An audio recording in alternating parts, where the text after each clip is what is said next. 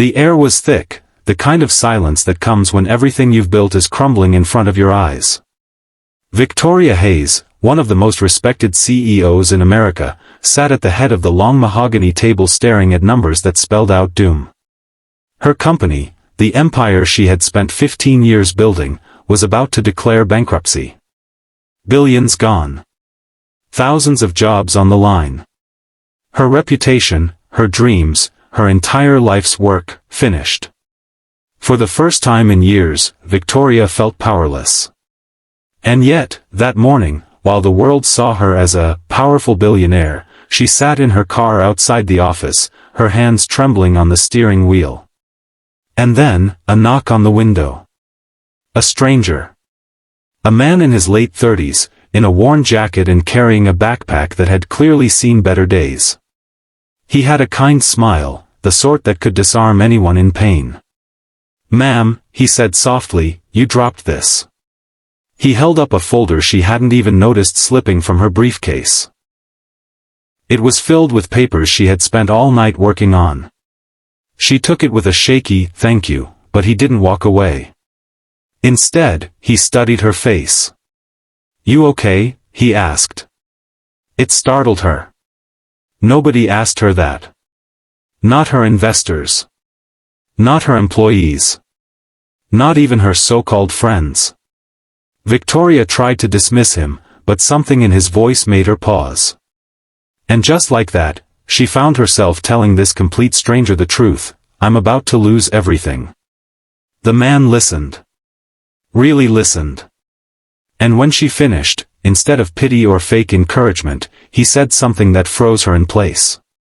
"You're looking at the wrong numbers." His name was Daniel.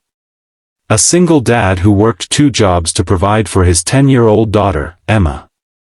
He wasn't a financial expert, wasn't a corporate lawyer, just a father who happened to be good at numbers and problem-solving because, as he put it, single dads don't get the luxury of mistakes. Victoria almost laughed at his audacity. But then he asked if he could see her financial sheets. Against all logic, she handed them over. He glanced once. Twice. And then, within 3 seconds, Daniel saw it, an overlooked asset buried in the company's forgotten digital division. A patent, something small, something everyone dismissed, except him. "Victoria," he said slowly, "this is worth billions. Not someday. Right now." Her heart skipped. She leaned in as Daniel explained. He outlined a strategy so simple, so clear, it was almost embarrassing her team of experts hadn't seen it. That moment changed everything. By the end of the week, Victoria's company had pivoted. The overlooked patent was sold and licensed strategically, not only saving the company but generating over $1 billion in capital. Her board was stunned. Her employees were saved. The media hailed it as the fastest comeback in business history. But Victoria knew the truth: none of it would have been possible without a single dad with a worn jacket and a kind smile. The story could have ended there. But life had other plans. At the press conference announcing the miraculous turnaround, Victoria looked out at the sea of flashing cameras. She could have thanked her investors, her executives, her advisors, but instead, she told the world about Daniel. She told them how a man with nothing to gain gave her hope when she had none.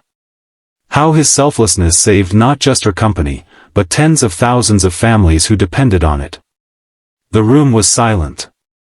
And then, Victoria turned to Daniel, sitting awkwardly in the front row beside his daughter, and did something nobody expected. She walked straight to him. Took his hands. Looked him in the eyes. "Daniel," she said, her voice trembling but strong, "you saved my life, my company, my everything. And I realized something: in the middle of losing everything, I found the one thing I was missing."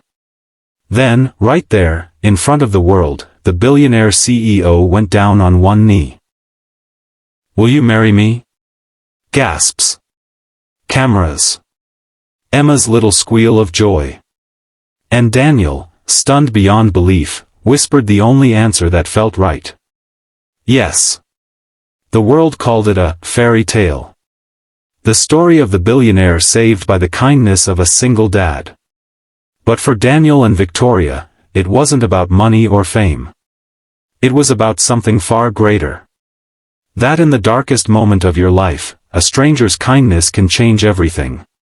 That love can show up in the most unexpected places, sometimes right when you're about to lose it all.